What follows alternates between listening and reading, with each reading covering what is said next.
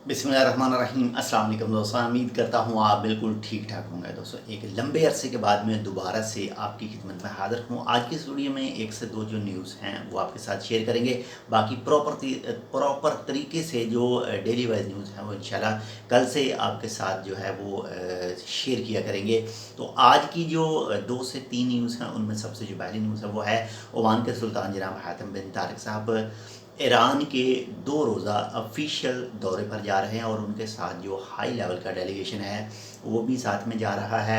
और ये दावत मिली थी ईरान के सदर की तरफ से, तो उस दावत के पेश नज़र ही जो ओमान के सुल्तान हैं वो ईरान का जो है वो ऑफिशियल विज़िट कर रहे हैं।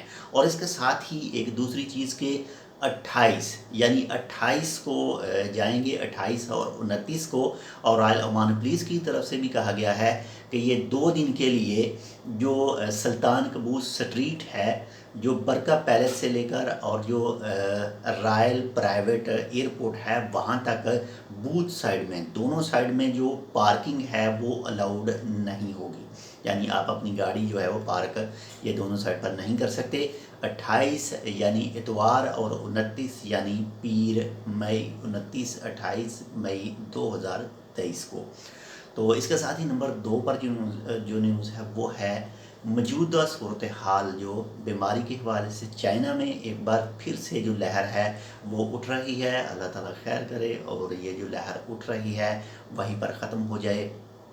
कोई भी चीज़ जो पहले जैसी है वो ना हो, यानी जो पहले हुआ था उस तरह ना हो।